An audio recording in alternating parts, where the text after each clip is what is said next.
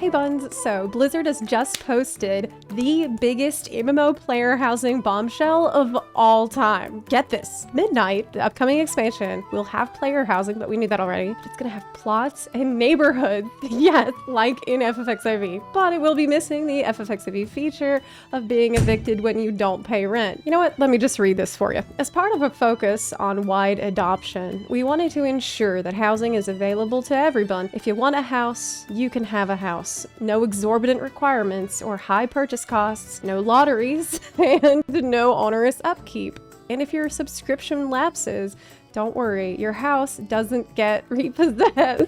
So my house is actually mine. What a concept. You know, it makes sense this is coming in Midnight because they sure are throwing a lot of shade. So this is obviously a jab at FF14, one that the game frankly deserves, but it's also a necessary clarification because if they didn't, people would absolutely be like, oh, is there gonna be a lottery? Well, this will be like I defaulted on a mortgage when I unsub, and that is because of the precedent that FF14 has set. FFXIV's director-producer Yoshi P once said that in older MMOs, such as Ultima Online, there was a house maintenance fee you had to pay weekly. But in FFXIV ARR, we decided against this system. Similarly, these older MMOs had a system where your house would break down if you didn't log in after a while in order to have you continue your subscription, but this is a thing of the past and we won't have a system like that. Now, unfortunately, this is a broken promise. It's a quote from 2013 that has aged rather poorly, with the modern version of the game demolishing your house when you log out for 45 days, if you're lucky enough to have a house from winning the lottery to begin with. So yes, it was necessary for Blizzard to clarify that they are not planning to do that with this system. Let's just hope that in 10 years' time, we can say that they kept their promise. Blizzard went into their 3 design pillars for this feature, the first one being self-expression. They want you to express yourself with your pieces of flair in your home, showing off your personal tastes, giving you a lot of different decor options from all the different cultures of Azeroth and the many expansions of World of Warcraft. So personally, I would love a Night Fae house, but I also hope they let you build something nasty, like a big trash pile goblin, like den, maybe some other crazy stuff like Sporigar housing exteriors. Notably, this tool set should be easy enough for someone with no 3D experience to be comfortable with and to use successfully, but it should also be powerful enough that players can surprise us with their creations or drill down to get the tiniest details just right. I don't know if this means you can freely move anything on the XYZ axis like you can in Elder Scrolls Online, but I can't help but wonder if this is also a little shaded 14 with its furniture placement system, which is notoriously restrictive and hard to work with. There are many housing enthusiasts in FF14 that turn to illegal third-party tools, which are explicitly against the game's terms of service, just to have access to a better, more user-friendly interface for placing and moving items around to decorate their homes. I do hope that Blizzard won't put restrictions on the number of items that you can place in your home, because it's really frustrating in 14. Their second design pillar with this system is to make sure it's deeply social. This matters because a reason I moved away from WoW in Warlords of Draenor to go play FF14 was because I felt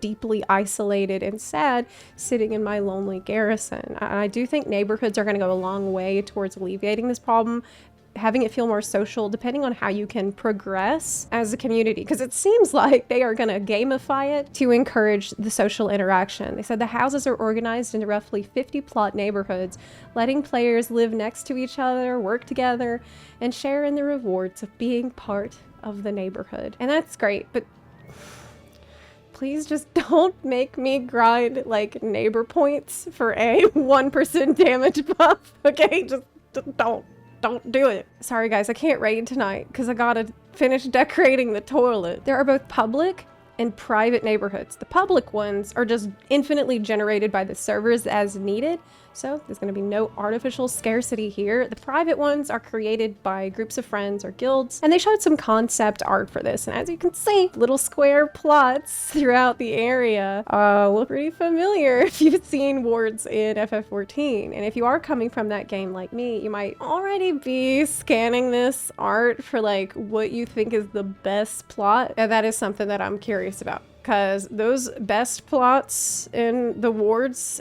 are hotly contested. Like, let's say that I want this plot right here on the cliff's edge, but so does my friend. How then will our neighborhood together work? Like, obviously, we can't both have the same plot and be in the same neighborhood, public or private. But I guess you could just visit your friend in their neighborhood anytime. That's something that you and your friend need to mock Gara about. Basically, Blizzard, you gotta find a way to make each plot unique and cool in its own right. Like, maybe have some hot springs around the back of one, or have a special walkway or a garden near another. Like, have gazebos, waterfalls, rivers, streams, like little bridges. You gotta just try to not have any scuffed plots, okay?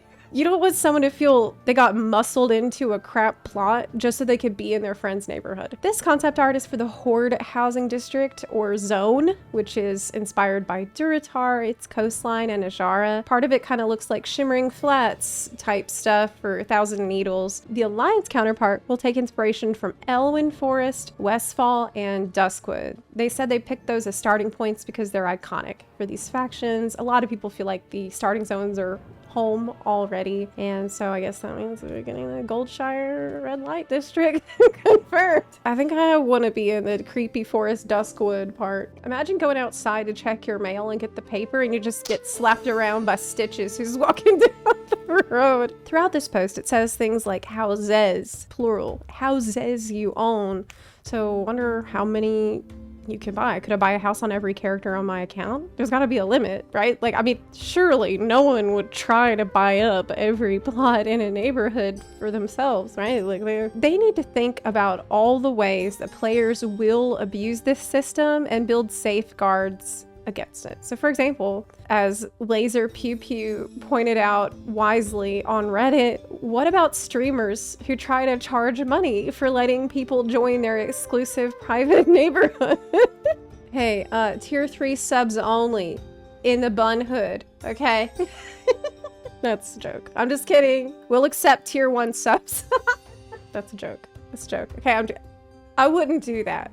That's unethical. I'd think about it, but I wouldn't do it. Their third major design pillar here is the long-lasting journey, aka an evergreen feature that's here to stay. I love collecting stuff, and that is where I'm gonna get a ton of mileage out of this system, because they said that housing is gonna offer hundreds and hundreds of decorations and house customizations via in-game rewards, but there will also be a few they put in the cash shop, just like how they handle Mon versus Pets in the game versus the shop, which I personally think is fine and reasonable. Like, obviously they're gonna put some of this crap in the shop, but especially if you can see some of these items come to the trading post too, and considering the fact that you can earn gold, turn that into BattleNet balance, and then use that to buy stuff in the cash shop. In terms of earning some of these things, like, can you imagine killing a dragon and mounting their head on your wall, or killing Arthas and getting a Lich King throne?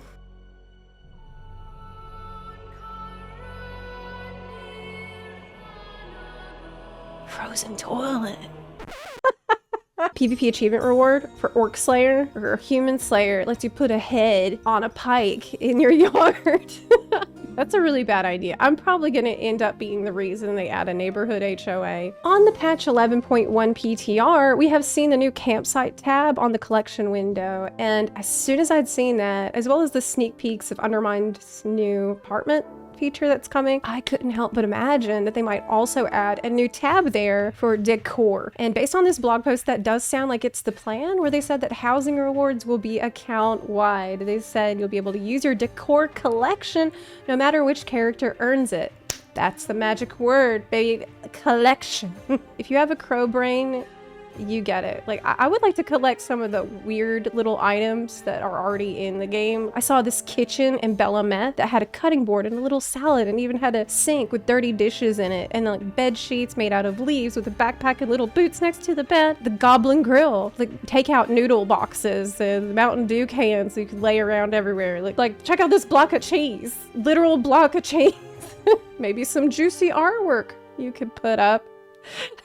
I appreciate Blizzard's commitment to keeping this system player first and not revenue first, and addressing this issue in a blunt, straightforward way. They have promised that it won't be pay to play or pay to win, which I think is already evident by their choice to not turn this into a lottery that punishes you for subscription lapses. Honestly, I'm overjoyed about this news because WoW is my first love. It's my first MMO. It's my childhood digital refuge. So it feels right to have a home in it. Like, I remember pretending that this little room in Booty Bay was my house, and maybe you've done this too. You have a place that you just claimed as your home in WoW. But of course, the FFXIV community, of which I'm also a part, has been forced to confront the fact that a game which came out in 2004 has managed to overcome the technical challenge of providing open, scalable housing, which includes neighborhoods, to every player. And the excuse that FF14's spaghetti code makes a better system impossible hits different after seeing a game that's 10 years older than it get it done. I mean, even Guild Wars 2 has a decent housing system now. At the end of the day, competition breeds innovation. And I do think that that is what we're seeing here with WoW stepping it up to deliver something new and ambitious. And I think it's really exciting for the genre. I think every player deserves a place to call home without jumping through hoops or feeling like they're being held hostage by their house. I wonder what kind of goofy stuff they're gonna let us get for our house. Like, I wonder if my alts will be able to hang out in my house. Like, could I get my druid to tend the garden or a rogue to be house husband? Like, I know Elder Scrolls Online lets you get NPCs to chill at your house. I wouldn't mind coming home to like Dormu and Caligus. I don't know, who would you like to see meet you at your house in World of Warcraft? Let me know in the comments section down below, and let me know if you're excited for this feature, if you've ever played FF14 and experienced the pain of having to let go of your house or feeling like you couldn't unsub because of your house, and if you have ideas for future videos that you'd like to see from me here, I would love to hear that too. So just let me know in the comments. I am already working on another video that actually someone suggested in the comments, so you'll see that very soon. You can also join our guild, Only Buns. We have guilds on EU and NA. This is a fantastic community with a lot of new players in it, a lot of returners in it, so you don't have to feel shy if you are new to the game or if you're not that familiar with it. We've got a lot of people in the same boat as you that would love to have you in our guild. If you liked this video, please consider supporting this channel on Patreon or on Twitch. You can support the channel if you have Amazon Prime by dropping a sub for me at twitch.tv/ZeplaHQ, where I stream 4 nights a week. If you have Amazon Prime, you get a free sub, so I would really appreciate that if you have it. You can also support the channel for free just by clicking the subscribe button or by sharing this video with your fellow buns. I want to thank my patrons who subscribe at the highest tier. That's Chris and Pete Wilson. Thank you so much for watching, and I'll see you next time.